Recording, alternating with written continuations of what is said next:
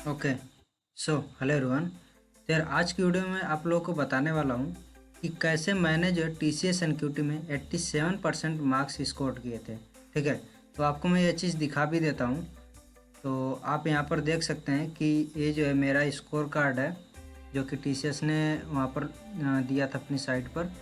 और इसमें जो है मेरा 87 यानी 86.94% मार्क्स हैं इसमें। ठीक है, आप यहाँ पर देख सकते हो कि न्यूमेरिकल एबिलिटी में कितने हैं, आपके वर्बल में हैं, रीजनिंग में कितने हैं और टोटल मार्क्स कितने हैं। तो यार ये जो मार्क्स हैं इनको स्कोर करना बहुत ज़्यादा टफ नहीं है, आप भी जो है काफ़ी अच्छे मार्क्स स्कोर कर सकते हो। ठीक है, अब ये ज़रूरी नहीं है कि आपका एग्ज़ाम जो है 1 दिन में है, 2 दिन में है, 3 दिन में है तो आप नहीं कर सकते हो। आप बिल्कुल कर सकते हो, अच्छे मार्क्स इसमें ला सकते हो। क्यों मैं ऐसा बोल रहा हूँ? क्योंकि जो है आपका जो ये एग्ज़ाम है ये इसमें जो है सभी क्वेश्चंस बहुत ही ज़्यादा टफ नहीं होते हैं। तो सबसे पहले हम बात कर लेते हैं कि इसका जो है पैटर्न क्या होता है, फिर हम इसके बारे में और डिस्कस करेंगे कैसे आप इसको स्कोर कर सकते हैं। आपका जो पैटर्न होगा वो कुछ इस तरह का होगा। न्यूमेरिकल एबिलिटी में 26 क्वेश्चंस होंगे और ड्यूरेशन 40 मिनट्स का है। ठीक है, यानी कि आपका जो है कुछ क्वेश्चंस पर आपको 1 मिनट दे सकते हो और कुछ पर आप 2 मिनट्स भी दे सकते हो। अब जैसा जो क्वेश्चन होगा उसके अकॉर्डिंग जो है वहाँ पर आप टाइम डिस्ट्रीब्यूट कर सकते हो। अब जैसे 26 क्वेश्चंस हैं तो इसमें क्या होता है कि आपके 26 क्वेश्चन बहुत मतलब सभी या तो इजी लेवल के नहीं होंगे या फिर सभी जो है मीडियम इंटरमीडिएट लेवल के नहीं होंगे या फिर सभी टफ लेवल के नहीं होंगे। इसमें क्या होगा, काफ़ी क्वेश्चंस इजी और मीडियम के कैटेगरी में लिखा रखा जाता है और ऐसे बहुत ही कम क्वेश्चंस मिलेंगे। अगर 26 है तो मान के चलो कि 4 से 5 क्वेश्चंस आपको जो है टफ मिल सकते हैं, जो कि हाँ थोड़ा सा टाइम ले सकते हैं कैलकुलेशन वाइज और वो थोड़ा सा सोचने में भी आपको जो टाइम लग सकता है। तो ऐसे क्वेश्चंस को आप बोल सकते हो कि हाँ इसमें टाइम लगेगा, लेकिन आपको जो यहाँ पर टाइम भी एक्स्ट्रा मिल रहा है। अगर आप इजी और मीडियम को 1 मिनट 1.5 मिनट में कर भी लेते हो, ठीक है, तो आपको जो है इसके लिए सफिशिएंट टाइम मिल जाता है जो टफ वाले होते हैं। तो आप मैक्सिमम क्वेश्चंस कर सकते हो। अब दूसरी चीज़ इसमें हमारी क्या आती है कि हम लोग क्या करते हैं कि जैसे हमारा क्वेश्चन नंबर 1 हुआ, 2 हुआ, 3 हुआ, तो अगर हमने 1 को कर लिया, सेकंड को कर लिया, ठीक है, थर्ड वाला जो हम कर रहे हैं और ये हमसे नहीं हो रहा है, हमने 1 मिनट इस पे ऑलरेडी दे दिया है, तब जो है हमें इसको स्किप कर देना है, नहीं करना है।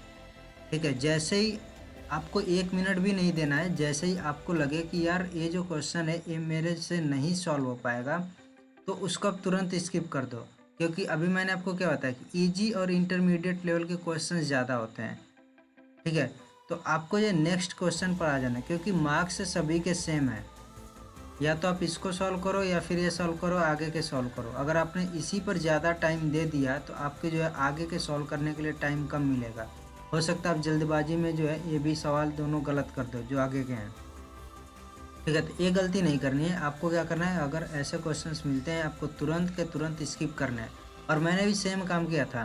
ठीक है, आप देख रहे हो कि उसमें मेरे 600 में से 600 मार्क्स किसी में नहीं है।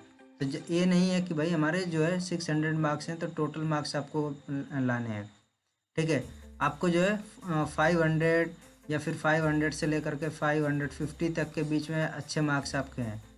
इस तरह के मार्क्स आते हैं आपके अच्छे हैं, 450 से एबव के मान सकते हो। ठीक है, तो यानी कि हमें क्या ध्यान रखना है कि हमारे जो है यानी 26 क्वेश्चंस हैं तो हमें 26 क्वेश्चंस नहीं सही करने हैं। हमें मान के चलना है कि भाई हमारे 20 क्वेश्चंस एकदम सॉल्व हो और एकदम करेक्ट हो, बस ये चीज़ है हमारा। ठीक है, तो इस पर हमें ज़्यादा फोकस रखना है कि हमारे मैक्सिमम क्वेश्चंस जो है वो सॉल्व हों और वो सही सही सॉल्व हों। ऐसा ना हम करें कि यार हमने जो 4 क्वेश्चंस को सॉल्व किया, चारों में टाइम भी दिया और हमारे चारों गलत हैं, फिर क्या मतलब है, इसका कोई मार्क्स तो मिला नहीं और बदले में हमारा जो टाइम गया है। ठीक है, तो इस चीज़ का हमें ध्यान रखना है। और एग्ज़ाम देते टाइम आपका जो है अपना ईगो को एकदम साइड रख देना है कि भाई ये क्वेश्चन नहीं सॉल्व हो रहा है तो इस पे नहीं कि भाई हम इसको सॉल्व करेंगे ही, इसको सॉल्व नहीं करना है, हमें नेक्स्ट पर बढ़ जाना है। ये बहुत बड़ी चीज़ है, इस चीज़ को ध्यान में रखना, आप जो है काफ़ी क्वेश्चंस को कर लोगे। ठीक है, अब सेम चीज़ हमारा होता है वर्बल एबिलिटी के लिए।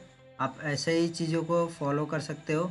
इसमें तो हमारा मेनली जो है आपने कितना अभी तक इंग्लिश ग्रामर वगैरह पढ़ रखा है उस पर आपका डिपेंड करेगा कि आप कितने स्कोर कर पाते हो। बाकी रीजनिंग में अगेन कुछ चीज़ें इसी तरह की सिमिलर हमारी फॉलो होंगी, और इसमें आपके इजी क्वेश्चन ज़्यादा होते हैं। टाइम इसमें आपको ज़्यादा मिल रहा है, 30 क्वेश्चन है, 50 मिनट में आपको करना है, ठीक है। टाइम ज़्यादा मिलता है और क्वेश्चंस भी आपके ईजी आते हैं।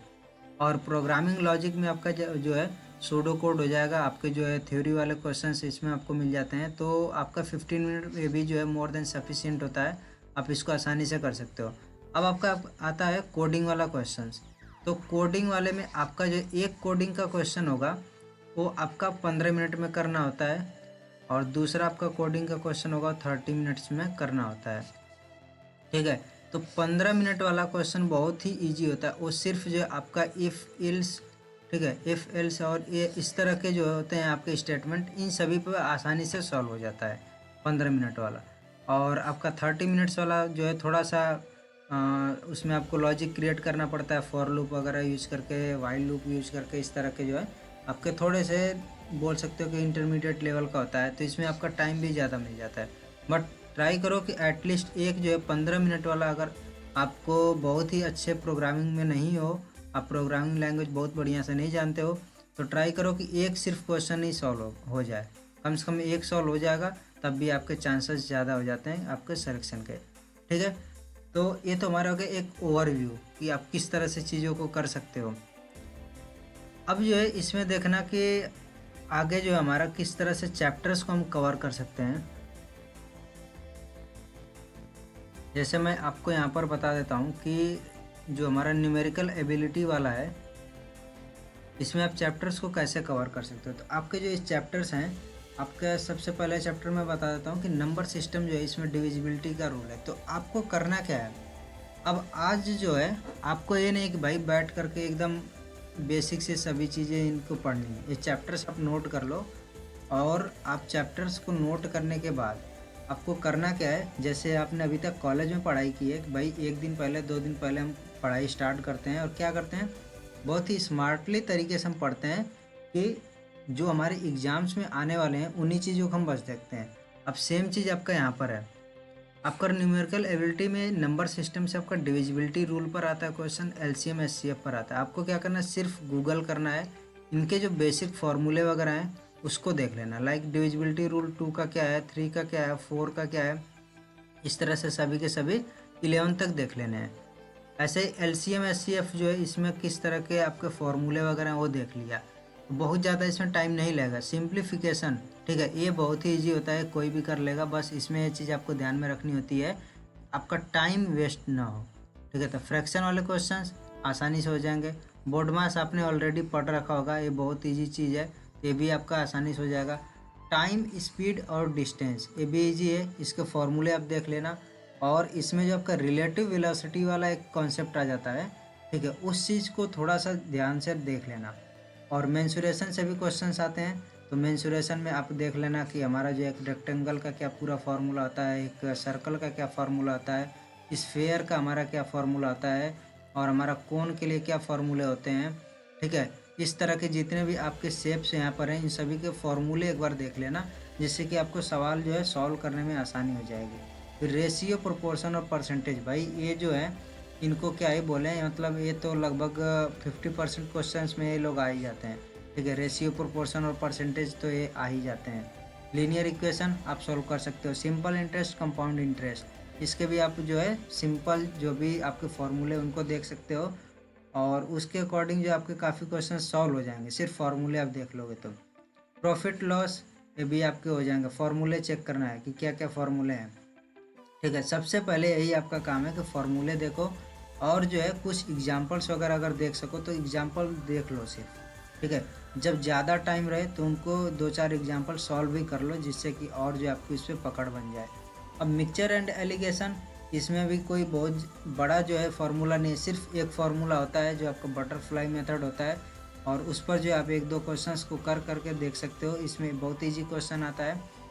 अब जो है हमारा एक इसमें आता है बहुत ही शानदार टॉपिक है, जो कि टीसीएस वालों का बोल सकते हो कि यार फेवरेट है, ठीक है। वो मतलब इससे सबसे ज़्यादा क्वेश्चंस इन्हीं से पूछते हैं वो, जो हमारा स्टैटिस्टिक्स और डेटा इंटरप्रिटेशन का है जो टॉपिक है, इससे बहुत ही ज़्यादा क्वेश्चंस पूछते हैं, यानी कि ये जो है लगभग 5 से 7 क्वेश्चंस पूछते हैं।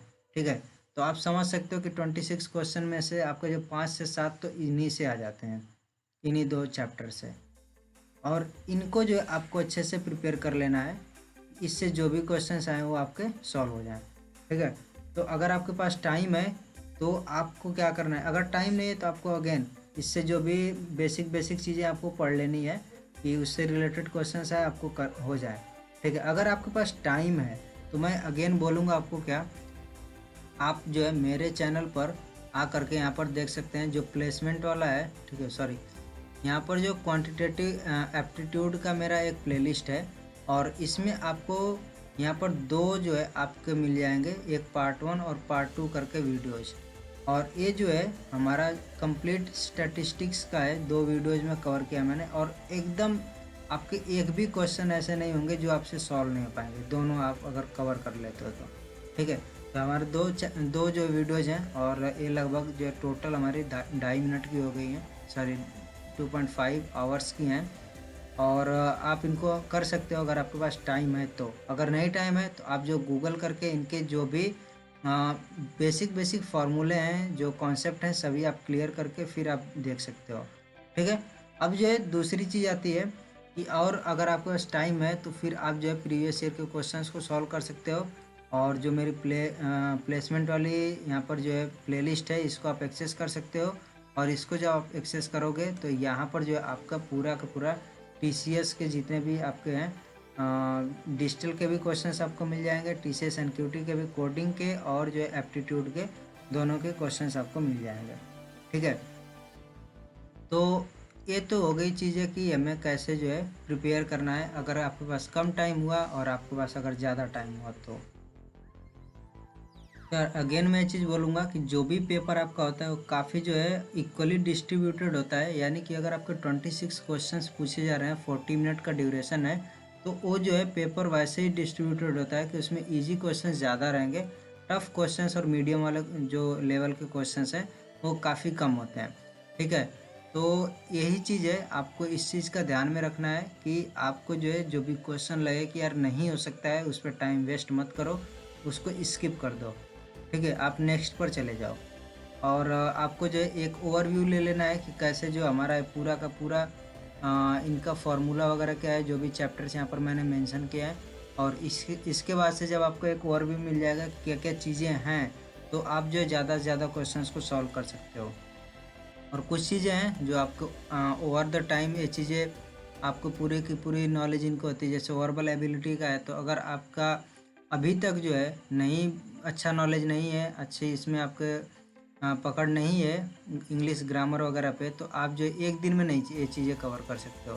ठीक है, तो इसके लिए तो आपको जो है ज़्यादा टाइम चाहिए, क्योंकि इसमें पैसेज वगैरह हो गया, आपकी काफ़ी चीज़ें आ जाती हैं जिनमें मैं नहीं बोल सकता हूँ कि यार ये 2-4 रूल हैं, आप इसको देख लो, ये आपका चैप्टर कंप्लीट हो जाएगा, ऐसा कुछ नहीं है। ठीक है, ऐसे रीजनिंग एबिलिटी में आपका जो है ये तो रीजनिंग आपकी काफ़ी ईजी होती है, तो ये इसमें टाइम भी आपको ज़्यादा मिल रहा है, तो आप इसमें आराम से कर सकते हो। प्रोग्रामिंग लॉजिक अगेन जो है मैं इसको फिर बोलूँगा, इसमें भी आपका जो है पूरा का पूरा प्रोग्रामिंग से सपोज करो इंटरमीडिएट लेवल तक अगर आप हो तो आप आसानी से कर सकते हो। ठीक है, क्योंकि हो सकता है कुछ DSA वगैरह के भी क्वेश्चंस उसमें आ जाएँ, थ्योरी वाले क्वेश्चंस आ जाएँ, बट सूडो कोड होता है तो सूडो कोड तो काफ़ी ईजी होता है। आपका इफ़ एल्स स्टेटमेंट, इधर लूप वगैरह हो गया, वाइल लूप हो गया, इस तरह की चीज़ों पे पूछते हैं। कोडिंग का अगेन एक जो आपका काफ़ी ईजी होता है, एक इंटरमीडिएट लेवल का होता है। यार इस तरह की चीज़ें हैं, और आई होप मैं आपको ये चीज़ समझा पाया हूँ कि कैसे जो आपको प्रिपेयर करना है 1 से 2 दिन में। ठीक है, तो आप जो है आप अच्छे से प्रिपेयर कर सकते हो। And best of luck for your exam, and I will see you in the next video. So till then, bye bye, take care.